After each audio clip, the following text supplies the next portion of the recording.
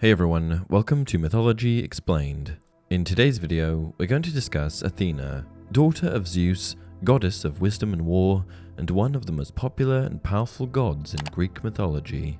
Let's get into it. Known as Minerva to the Romans, Athena was the daughter of Zeus, the king of the gods, and of Metis, one of the oceanids and a second-generation Titan goddess. That said, Athena's birth was singular in how unconventional it was. She emerged into the world from a cleft split in Zeus's skull, so it was also said that she was the daughter of Zeus alone, as he was both father and mother to her. Metis was Zeus's first wife. Her wisdom was deep, and it was said it surpassed that of every mortal and all the other gods. Uranus and Gaia came to Zeus while Metis was pregnant. The words of prophecy had come to them, so they revealed that Metis was destined to bear incredibly powerful children. First a daughter, wise and strong, then a son, mighty and bold. The reason for them coming to Zeus with this information was that they didn't wish the vicious cycle of son supplanting father to perpetuate another generation. Armed with foreknowledge, Zeus took preemptive action. He swallowed Metis, thus forestalling any eventuality that entailed him having his throne wrestled away by a usurper in the future. Unexpectedly, the pregnancy was passed on to Zeus, who, after some unquantified period of time had elapsed, was struck by an agonizing pain in his skull. The pain was so much that Zeus begged Hephaestus for relief. The smith god clove Zeus's head with a powerful blow from his axe, and out sprung Athena, a grown woman clad in armour with spear in hand. Athena had a capacious sphere of influence that included war, wisdom, and crafts. Insofar as war was concerned, she was diametrically opposed to her brother, Ares. Athena was associated with the strategic and defensive aspects of war, particularly when war was the only option, having exhausted other, less extreme courses of action. Opportune occasions to invoke her would have been when battle plans were drawn up or when the defensive of a city was being organized. Ares, on the other hand, was associated with the wanton aspect of war, devoid of restraint, like slaughter, aggression, panic, and bloodlust. As a patroness of crafts and those who plied them, Athena's purview encompassed every trade a person could learn, even more masculine crafts like carpentry and metalworking, giving her some overlap with Hephaestus, though it feminine crafts like spinning and weaving she was most strongly connected with. Athena was one of the 12 Olympians and one of the greatest goddesses in all of Greek mythology. As such, she was exalted and possessed many appellations beyond that of her true name: Nike, victorious; Parthenos, maiden; Promachos, who fights in the front lines; Ergone, maker or craftswoman; and Polyeukos, protectress of cities. She was also known by these names. Athena was a virgin goddess, though she did have an adopted son, a living monument to the one occasion she was nearly deflowered. She visited Hephaestus to ask him to forge her a new set of armour. Hephaestus was stricken with love at first sight, and he pursued her in his lurching, hobbling gait. He attempted to force himself on Athena after she fell, but Athena fought him off. At some point in the scuffle, some of Hephaestus' seed shot onto Athena's thigh. She quickly brushed it off, and it fell to the ground, where, without egg or womb, it quickened with life. Thus, Erichthonius was born. Athena endeavoured to make him immortal, so she placed him in a chest with a snake, then gave the chest into the keeping of the daughters of Cecrops, giving explicit instructions not to open the chest under any circumstances. The allure of curiosity proved too compulsive to resist. They defied Athena's injunction and opened the chest. Inside was a snake entwined with a baby. Depending on the versions, the snake either killed the sisters, or the sisters were driven mad by the sight and killed themselves. Athena raised Erichthonius in the Acropolis of Athens. Later, Erichthonius became king of Athens, and it was he who launched the inaugural Panathenea, which was a festival held in honor of Athena. Yet another version had Erichthonius as part snake and part man, having a serpent's coils for legs. Interestingly, snakes were an animal sacred to Athena, as were owls, which were emblematic of wisdom. Her sacred plant was the olive tree. Athena made many appearances throughout Greek mythology, featuring more prominently than most other gods. One of the reasons for this was that she often helped heroes in their quests. Heroes like Perseus, Hercules, and Odysseus were all helped by her. In Perseus' quest to slay Medusa, Athena was, along with Hermes, present throughout, filling the roles of guide, advisor, and bestower of gifts. After a fruitless search for the whereabouts of the Gorgons, even the vaguest trail or the remotest inkling escaped Perseus. The completion of his quest must have seemed an impossibility. Unbeknownst to him, though, divine succor was not far off. Before the hooks of despair could truly sink into his flesh and lay him low, Hermes miraculously appeared before him, not unlike how a fairy godmother would appear before a prince or princess, as if manifested by their need. Later in the story, once among the Hyperboreans, a mythical people that dwelt in the far north, Perseus was showered with many magical gifts. Chief among these was Athena's own shield. It was so burnished that it reflected the world's image, granting Perseus sight of his surroundings without directly looking at them, allowing him to navigate the Gorgon's lair without risking Medusa's gaze. Athena accompanied Perseus, pointing out which of the three Gorgons was Medusa, and she even guided Perseus' arm as his sword arced through the air and landed its decapitating blow. As a token of his thanks, Perseus gave Athena Medusa's head, which Athena then affixed to her breastplate. Hercules was helped by Athena on several occasions.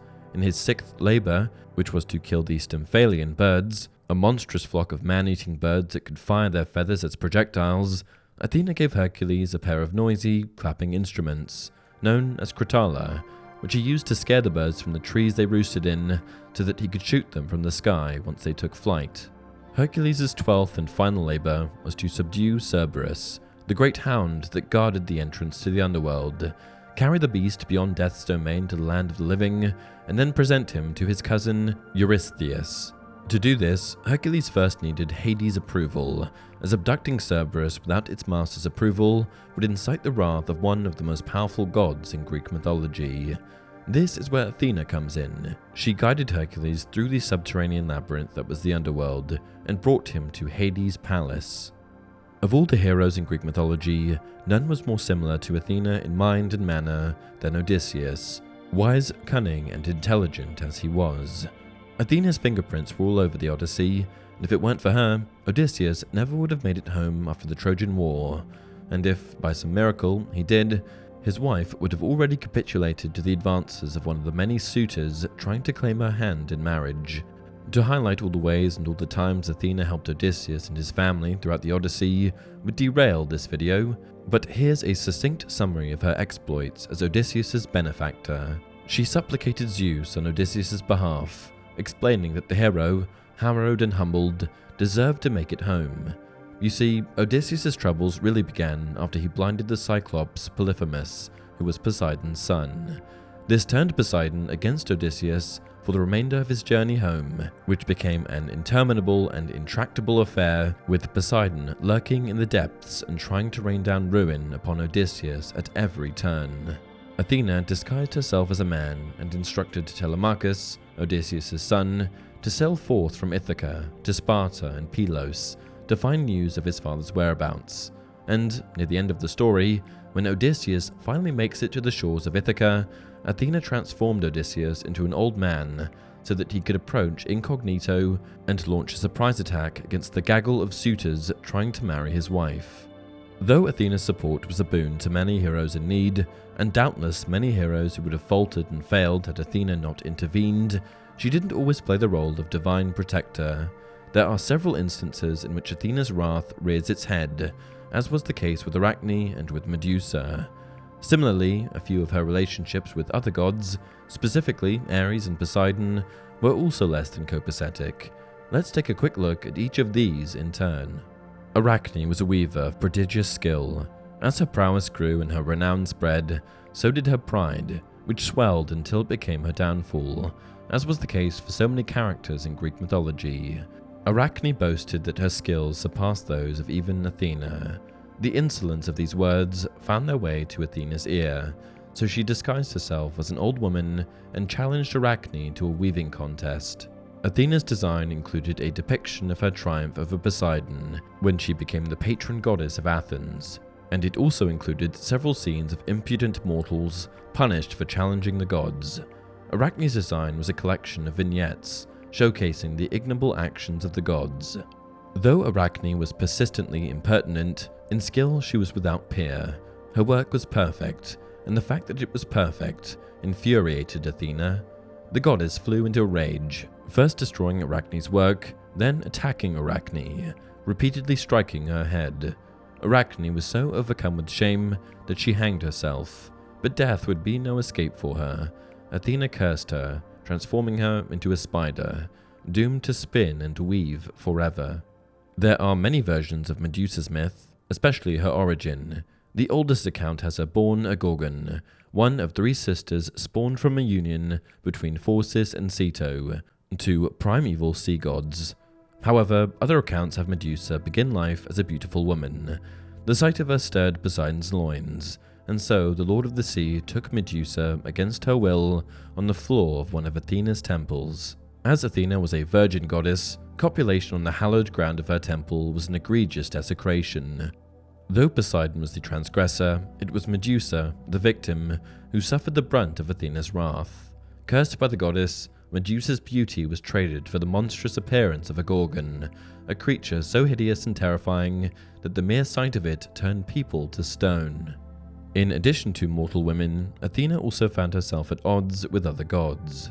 One of Athena's most important myths is the story of how she became the patron deity of Athens. Both she and Poseidon were vying for the right of patronage. The matter ended up being decided by the Athenian people. Each god bestowed Athens with a gift, and whoever's gift was judged to be of greater worth would win the contest. Poseidon struck the ground with his trident, and from the stone a salt water spring began to flow, symbolic of naval power. Athena produced a miracle of her own, causing an olive tree to spring from the ground. The tree was judged to be the more valuable gift, and the olive became a perennial pillar of the Athenian economy. Another of Athena's rivalries was that she had with her brother Ares. Both gods of war, and each associated with an aspect of warfare antithetical to the other, they were natural opponents. Enmity between them was certainly at its highest during the Trojan War. They each championed opposite sides. Ares sided with the Trojans, and Athena sided with the Greeks.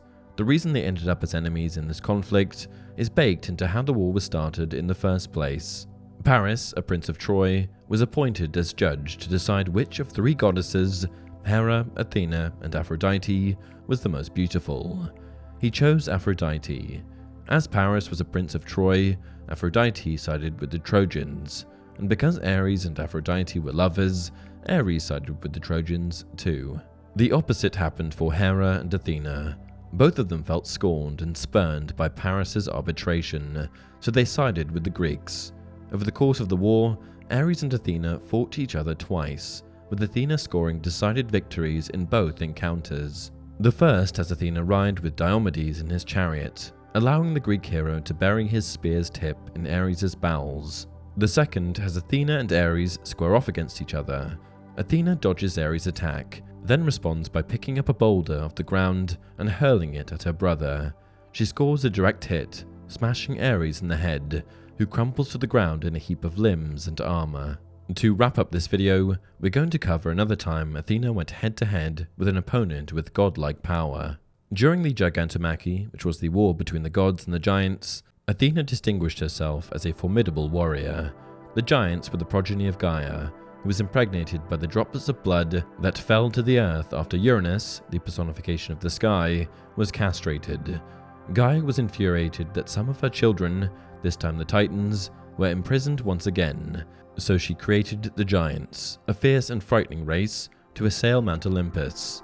In Apollodorus' account, Athena was one of the few gods said to have killed more than one giant. Here's the passage. Athena hurled the island of Sicily on Enceladus as he fled, and she flayed Pallas and used his skin to protect her own body during the rite. And that's it for this video. If you enjoyed the content, please like the video and subscribe to the channel. As always, leave your video suggestions down below.